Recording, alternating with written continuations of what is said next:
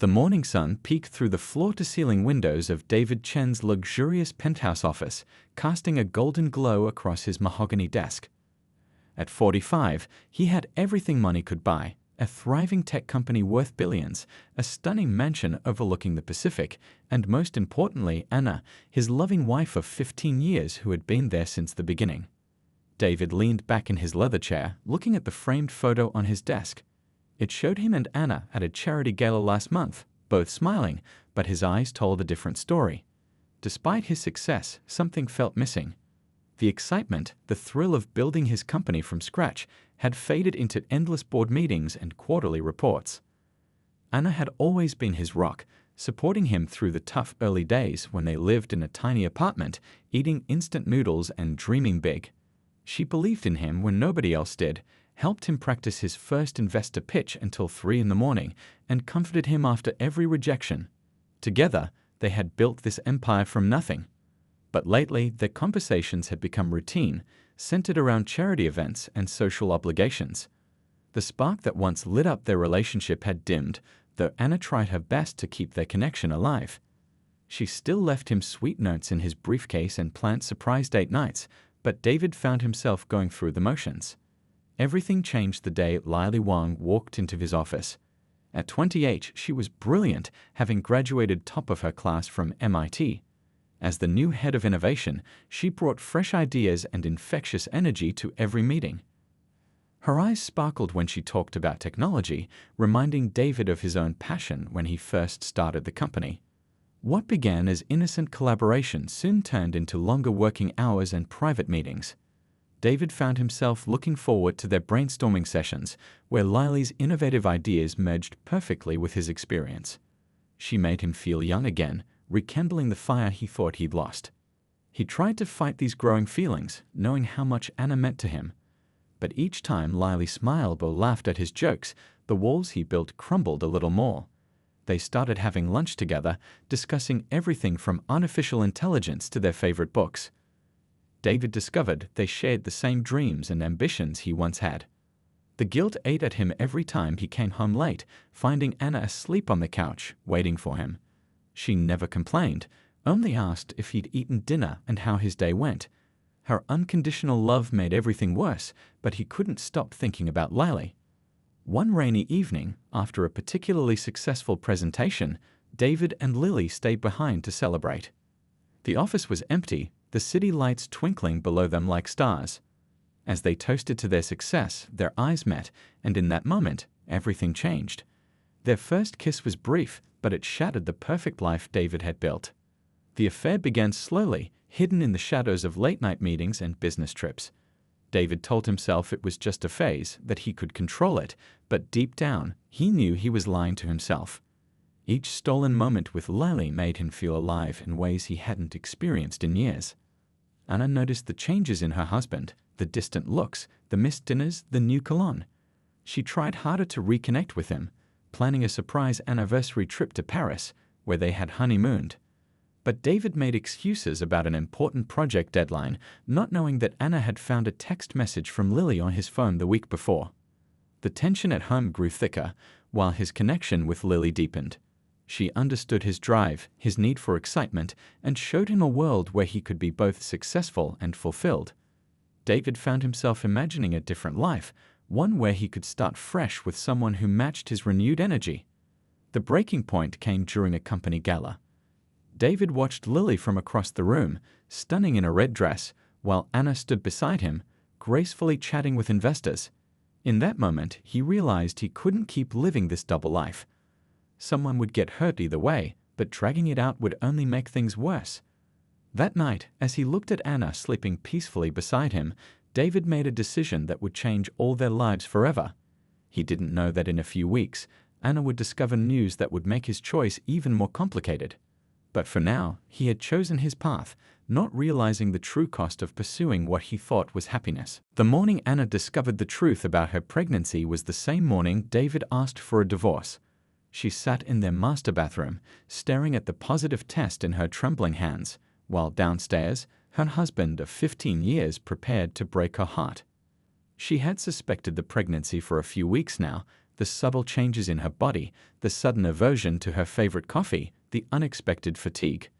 But with everything happening between her and David, she pushed the thoughts aside, focusing instead on trying to save their crumbling marriage. David waited in his home office, rehearsing the words he'd practiced countless times. The morning sun cast long shadows across the Persian rug Anna had picked out years ago, back when they were furnishing their first real home together. His hands shook as he straightened papers that didn't need straightening, avoiding the family photos that lined his desk. When Anna finally came downstairs, she wore the blue silk robe he'd given her last Christmas. She knew something was wrong the moment she saw his face, that same expression he wore before delivering bad news to his board of directors. Before she could speak, he started talking about growing apart and finding himself.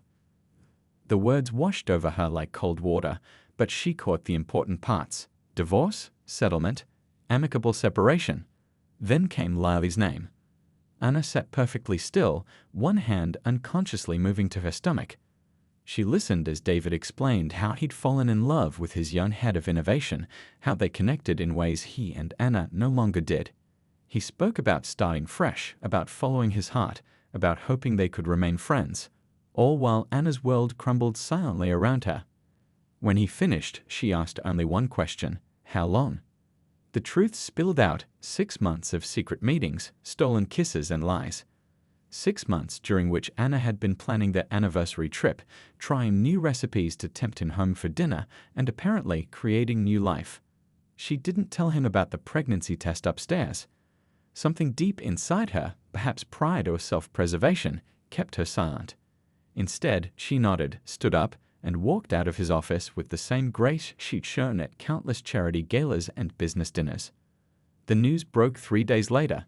Tech billionaire David Chen, leaving his wife of 15 years for his company's young innovation chief, made headlines across every major news outlet. Photos of David and Lily at restaurants and company events surfaced, along with speculation about when their relationship began. The business world buzzed with rumors about company stability and investor confidence. Anna watched it all unfold from the quiet of their Malibu beach house, where she'd retreated to escape the press. Her phone buzzed constantly with messages from friends and family offering support and expressing outrage on her behalf. But Anna remained silent, focusing instead on the miracle growing inside her. Her first doctor's appointment brought the surprise of her life. The ultrasound technician moved the wand across her belly, then paused, frowning slightly.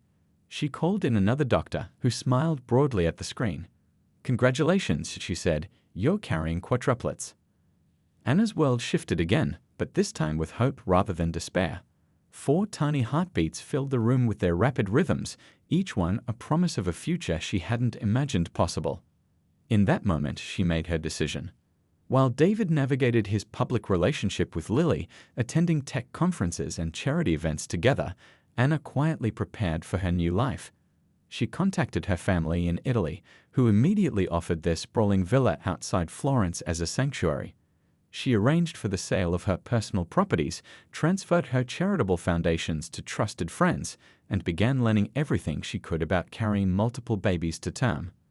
The divorce proceedings moved quickly, with David being unusually generous, perhaps out of guilt, perhaps to expedite the process. Anna accepted everything without argument, knowing she would need the resources for her children's future. Her lawyer, sworn to secrecy about her pregnancy, ensured everything was properly documented. The day the divorce became final, Anna boarded a private plane to Italy. She left behind no forwarding address, no social media presence, nothing that could connect her to her past life.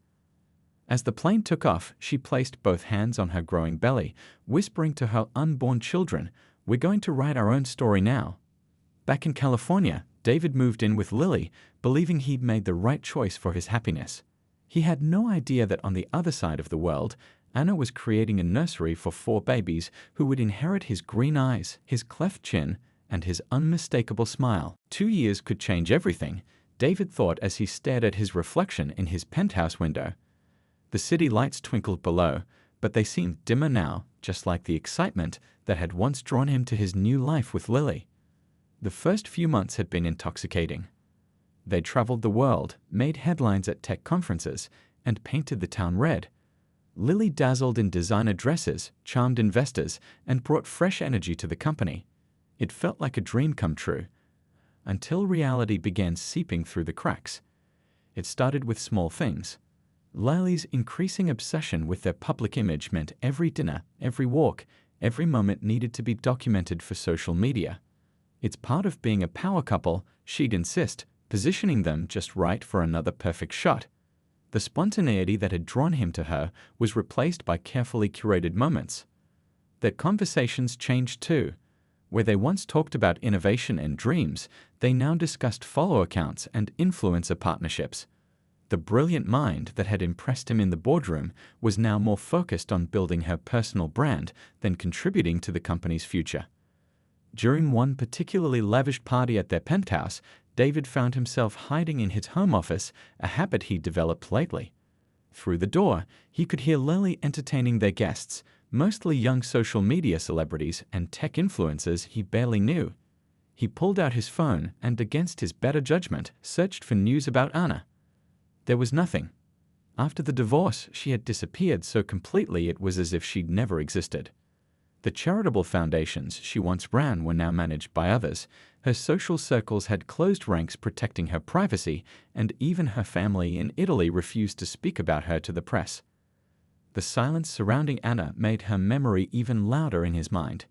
He missed the quiet moments they used to share, the way she could read his mood without a word, how she made every house feel like home.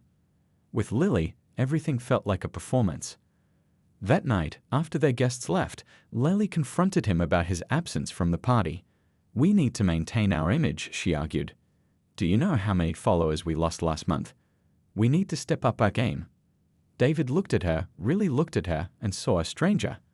The young woman who had once reminded him of his own passion for innovation had transformed into someone he barely recognized. Or perhaps, he thought, this was who she had been all along, and he had been too blinded by the excitement of their affair to notice. Meanwhile, in a sunlit villa outside Florence, Anna's world revolved around 4 toddlers who filled every moment with chaos and joy. The Quadruplets, now 2 years old, were growing into distinct personalities that sometimes took her breath away with their resemblance to their father. Little Thomas, the oldest by 2 minutes, already showed signs of his father's analytical mind, methodically sorting his toys by color and size. Robert, the second-born, had David's determination, trying again and again until he mastered each new skill. William inherited his father's charm, winning over everyone with his infectious laugh. And little Rose, the youngest, had David's quiet strength and leadership qualities, already organizing her brothers in their playtime adventures. Anna watched them play in the villa's garden, their dark hair and green eyes mirrors of their father's. Sometimes it hurt to see so much of David in them, but mostly it filled her with gratitude. These 4 precious souls had saved her, given her purpose when she thought all was lost. Her life now was full of finger paintings, bedtime stories, and the endless energy of toddlers discovering their world. The local town had embraced them, protecting their privacy from any visiting tourists or journalists who might ask too many questions. Here they were simply the lovely American widow and her beautiful children, a story that Anna never corrected. The Italian countryside proved to be the perfect place to heal and build a new life. Anna had started a small consulting business from home, helping local businesses with international expansion. It kept her mind sharp and provided additional income, though David's generous divorce settlement meant they wanted for nothing. One afternoon, as she watched the Quadruplets chase butterflies in the garden, her housekeeper brought in a tablet showing the latest tech news. There was David attending a gala with Lily, both smiling for the cameras. But Anna had known him long enough to recognize the emptiness behind his smile, the same look he'd had in their final months together. She closed the tablet and turned back to her children. Thomas was helping Rose climb the small olive tree, while Robert and William collected fallen blossoms below. Their laughter echoed across the garden, and Anna smiled, knowing she had made the right choice in keeping them away from the spotlight and drama of their father's world. That evening, as she tucked each child into bed, kissing their foreheads and whispering "Te amo," Anna felt at peace. The life she had now might not be the one she had planned, but it was rich with love, purpose, and the kind of genuine happiness that couldn't be captured in any social media post. The Milan Business Conference wasn't going as planned. David sat in his hotel room, loosening his tie after another long day of presentations and networking. His relationship with Lily had ended 6 months ago, though they kept up appearances at public events for the sake of the company. Now, alone in a foreign city, he felt the weight of his choices more than ever. Seeking distraction, he picked up a local lifestyle magazine from the coffee table. His Italian was rusty. Anna had been the one who loved languages, but he could manage the basics. As he flipped through glossy pages of fashion and local events, his heart stopped. There, in a spread about a children's charity event, was a photo that changed everything. Anna stood in a sunlit garden surrounded by 4 children who looked about 5 years old. But it wasn't just their age that caught his attention, it was their faces. 3 boys and a little girl, each with his distinctive green eyes and cleft chin. The youngest boy even had the same crooked smile he saw in his own childhood photos. The magazine slipped from his trembling hands. 5 years old. His mind raced back to the timing. Anna had disappeared right after their divorce, cutting off all contact. Could she have been? The reality hit him like a physical blow. She had been pregnant when he left her for Lily. Sleep evaded him that night. He paced his hotel room, picking up the magazine again and again, studying every detail of the photo. The children were beautiful, clearly well cared for and happy. Anna looked different. Her hair was shorter, and her face held a serene confidence he'd never seen before. The article was in Italian, but he used his phone to translate it, learning that she now ran a successful international consulting firm from her villa in Tuscany. The next morning, he cancelled his remaining conference appointments. His assistant protested. There were important deals to be made, but David couldn't focus on business. Not when he had just discovered he was the father of quadruplets he'd never known existed. He hired a local investigator who quickly found more information. The children attended an exclusive international school in Florence.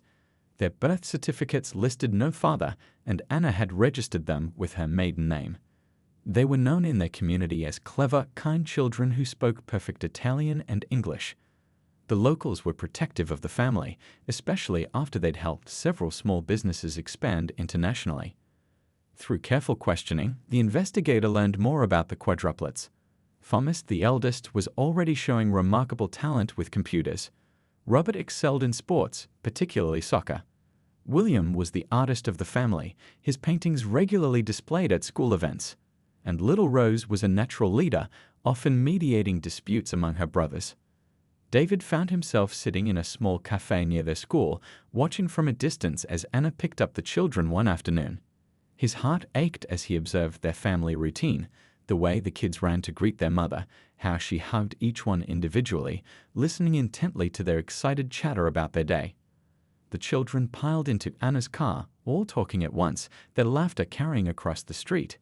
David noticed how Thomas helped Rose with her backpack, how Robert and William shared a snack, the natural bond between siblings who had never known life without each other. There was so much more than he could have imagined, these 4 precious lives he'd known nothing about. That evening, back in his hotel room, David looked through old photos on his phone. He found one from his last anniversary with Anna, before everything fell apart. They looked happy, though he now recognized the distance that had already begun growing between them. How different would their lives be if he had worked on his marriage instead of running away with Lily? The next day, he returned to the cafe, hoping for another glimpse of his children. Instead, he saw Anna alone, picking up coffee. She looked elegant as always, but with a new strength in her bearing. For a moment, he considered approaching her, but what would he say? How could he explain that he'd discovered their existence by chance? What right did he have to disrupt the peaceful life she'd built? As he watched her walk away, David realized that his comfortable world of board meetings and business deals felt hollow compared to what he'd just discovered. He had 4 beautiful children who were growing up without him, who didn't even know he existed. The thought was unbearable. Back in his hotel room, he sat at the desk for hours, starting and discarding draft after draft of a letter to Anna. How do you apologize for leaving your pregnant wife? How do you ask forgiveness for missing 5 years of your children's lives? The words wouldn't come, but he knew he had to try. He owed them that much, and so much more. David spent 3 days writing and rewriting his letter to Anna. The hotel room floor was littered with crumpled papers, each attempt feeling more inadequate than the last. How do you put 5 years of regret into words? Finally, in the early hours of the morning, he wrote from his heart. Dear Anna, I saw you in a magazine at my hotel in Milan. I saw them too, our children. They're beautiful, and they look so much like us. I understand now why you left, why you kept them away. I don't deserve to be part of their lives, but I need you to know that I'm sorry. Not just for now, but for everything. For letting my own confusion destroy what we had, for not seeing what was truly important, for leaving you when you needed me most. He sent the letter to her office address, then waited. Days passed with no response. He returned to California but couldn't focus on work. His thoughts constantly drifted to the 4 little faces he'd seen in that magazine photo. He found himself looking up international schools in Florence, learning about raising quadruplets, reading everything he could about child development at age 5. 2 weeks later, his phone rang with an Italian number. His heart stopped. It was Anna, but her voice wasn't warm with welcome or cold with anger. It was tired, worried, and somehow smaller than he remembered. Thomas is sick, she said without preamble. The doctors say he needs specialized treatment. It's expensive, even with your divorce settlement. I wouldn't ask, but her voice cracked slightly. He's our son. David was already moving, grabbing his laptop, pulling up his calendar. Tell me everything. Whatever he needs, whatever it costs. I'll be on the next flight. The silence on the other end stretched for a moment. You don't have to come. Anna, please. Let me do this. Not just the money, let me be there, even if it's just waiting in the hospital corridor. I need to do this. There was a long pause before she gave him the hospital details. Within hours, he was on a private jet to Florence, arranging for the best medical specialists to be flown in. His heart raced with equal parts fear for his son and hope that maybe, just maybe, this was a chance to make things right. The hospital was modern but warm, with bright murals decorating the children's ward. Anna stood in the corridor, looking both familiar and strange. 5 years had added subtle lines around her eyes, but they'd also given her a quiet strength he'd never seen before. He's in there, she said, nodding toward a room. The others are with my sister. I haven't told them about you yet. David looked through the window. Thomas lay in the hospital bed, small against the white sheets, playing with a tablet. The resemblance to his own childhood photos was striking. What did the doctors say? Anna explained the condition, a rare autoimmune disorder that required extensive treatment. As she spoke, David noticed how she unconsciously hugged herself, a gesture he remembered from their early days when she was worried but trying to stay strong. I've already arranged for specialists from Boston and London, he said softly. They'll be here tomorrow. Whatever he needs, whatever all of them need. This doesn't change anything, Anna interrupted. This doesn't give you rights to them. They have a good life. They're happy there. I know, David said gently. I'm not here to disrupt their lives. I just want to help. Please, let me do that much.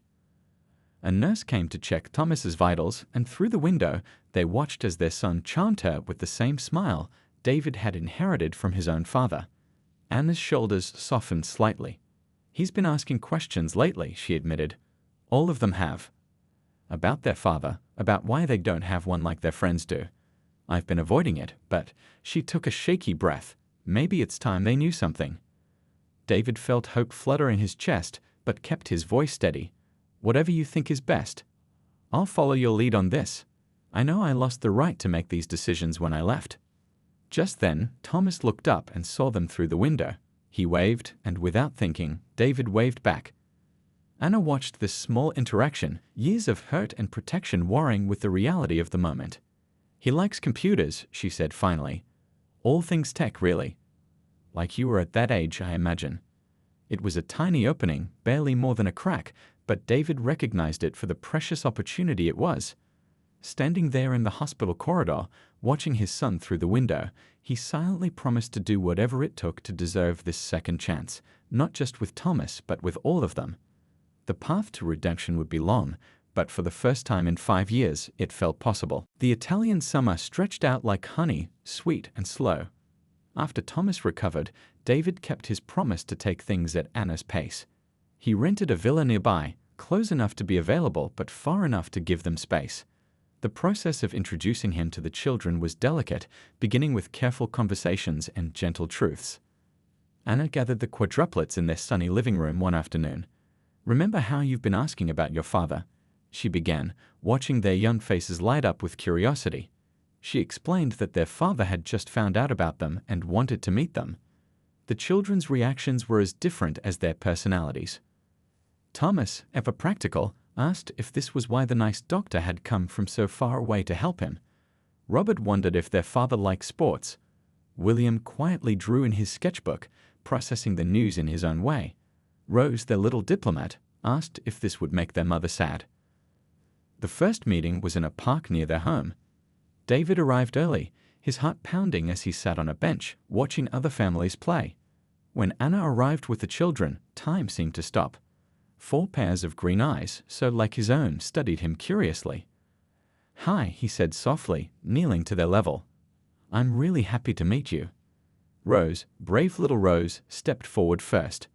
"You have eyes like us," she observed, tilting her head. The ice broken, her brothers crowded around, each with their own questions and observations. That first hour was awkward but precious.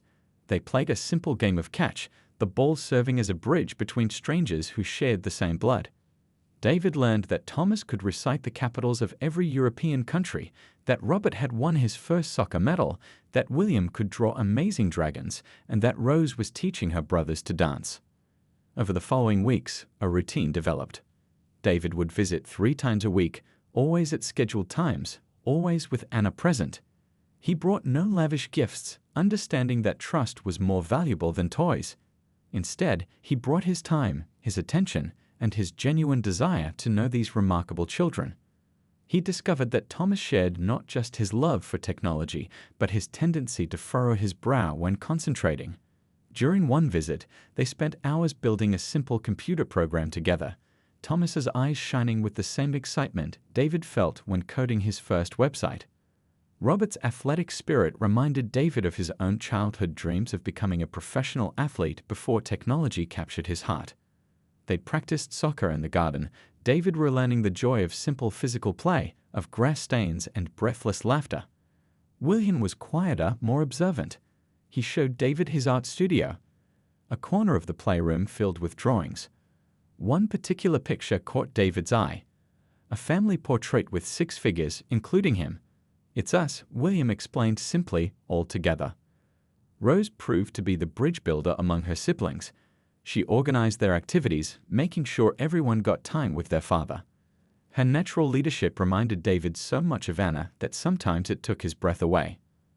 Anna watched these interactions carefully, her heart conflicted. The children were blooming under their father's attention, but she couldn't forget the pain of the past. Yet seeing David crawl around the garden pretending to be a dragon for William's entertainment, or patiently teaching Thomas basic coding, or cheering at Robert's soccer game, or letting Rose teach him her favorite dance moves, it showed her a side of him she'd never seen before. One evening, as David was leaving after dinner, a new addition to their routine, he found Anna in the kitchen, washing dishes. Without a word, he picked up a towel and began drying, falling into their old rhythm. "They've started calling you Dad," she said quietly, passing him a plate. Rose asked if that was okay. David's hands trembled slightly as he dried the dish. What did you tell her? That it was their choice. That feelings and relationships take time to grow, just like the roses in our garden. She paused, then added, "They're blooming now too." He understood she wasn't just talking about the flowers. Their eyes met briefly, and for the first time in years, the silence between them felt comfortable rather than charged with pain. The summer days rolled on, each one adding another small brick to the foundation they were rebuilding. David learned the importance of bedtime stories, of kissing scraped knees, of being there for both the big moments and the small ones. He learned that parenting wasn't about grand gestures, but about consistent presence, about showing up even when you're tired, about loving unconditionally. One Saturday afternoon, as they all sat in the garden watching the children play, Anna turned to David. "You're different," she observed. "Being with them has changed you." David watched as Thomas helped Rose with her shoelaces while Robert and William built an elaborate sandcastle. "They've taught me what really matters," he replied. "I just wish I'd learned that lesson years ago." Anna's response was interrupted by excited shouts as the children discovered a family of hedgehogs near the garden wall. Soon all 6 of them were carefully observing the tiny creatures, the past momentarily forgotten in the simple joy of sharing a discovery together. 7 years after their divorce, on a crisp autumn evening in Tuscany, the quadruplets were up to something. At 12 years old, they had become masters of whispered conversations and secret plans. Anna noticed their hushed discussions over breakfast, the way they'd suddenly stop talking when adults entered the room, and their mysterious errands around the villa. Thomas, now a budding programmer who had already developed his first app, spent hours on his laptop with an intensity that reminded Anna of David in his startup days. Robert took extra care with the garden, trimming roses and arranging outdoor lights. William, their artistic soul, worked on what he claimed was a school project but kept carefully hidden. Rose coordinated everything with the diplomatic skills of a seasoned event planner.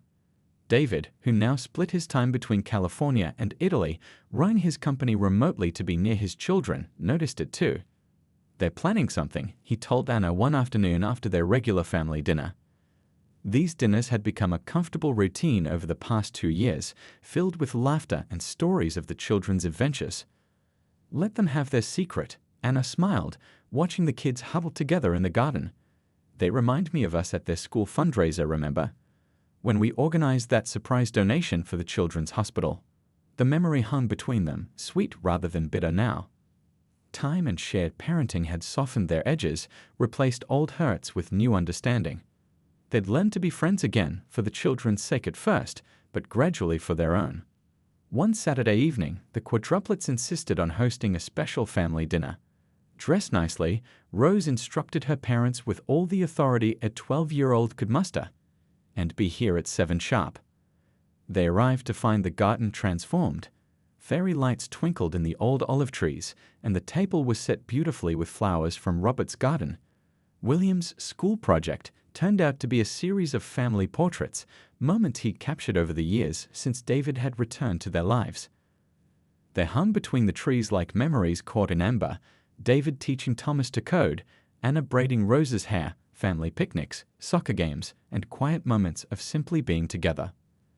Thomas had created a slideshow that played on a screen against the garden wall, showing photos from before the divorce, during their years apart, and after their reunion.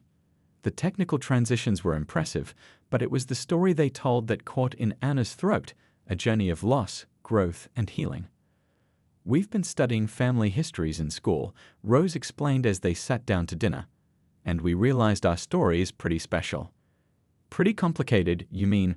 Robert grinned, serving the pasta he'd helped their housekeeper prepare. "But that's what makes it interesting," Thomas added, adjusting the music playlist he programmed specially for the evening. William, quiet as always, simply pointed to his latest portrait, one he'd drawn from imagination. It showed all 6 of them together, happy and whole, but with subtle shadows that hinted at the journey they'd taken to get there. Over dinner, the children shared their perspectives on the past few years. They talked about their initial confusion, their gradual acceptance of David, and how having both parents in their lives had filled a space they hadn't known was empty. "We know it wasn't easy," Rose said, looking between her parents. "But we're glad you both tried. We're glad you didn't give up." Anna felt tears in her eyes, remembering the angry, hurt woman she'd been 7 years ago. She looked at David and saw the same emotion reflected there. Gratitude for these wise, wonderful children who had helped them find their way back to what mattered most. As the evening drew to a close, the children disappeared inside, leaving their parents alone in the lamplit garden. The air was sweet with jasmine, and somewhere in the distance, a church bell chimed. "They're amazing, aren't they?" David said softly. "We did something right somehow." "You've become a wonderful father," Anna replied. "Different from the man you were before. Stronger. Kinder. I had good teachers," he smiled, gesturing toward the house where their children's laughter echoed. Then, more seriously, "Anna, I've been thinking. The children need stability, and I'm tired of splitting my time between continents. I'm considering moving the company's headquarters to Europe." Their eyes met across the table, years of history between them, but also years of growth, of learning to trust again, of putting their children first and finding themselves in the process. "The villa next door is for sale," Anna said carefully. The children would love having you closer. From the window above, 4 pairs of eyes watched their parents talking in the garden. The fairy lights cast a gentle glow, and the evening breeze carried the scent of roses, the ones Robert had planted, the ones that had taken time to bloom, just like their family's second chance at happiness. Mission accomplished, William whispered to his siblings. Rose smiled, watching their parents laugh together over a shared memory. I think this is just the beginning.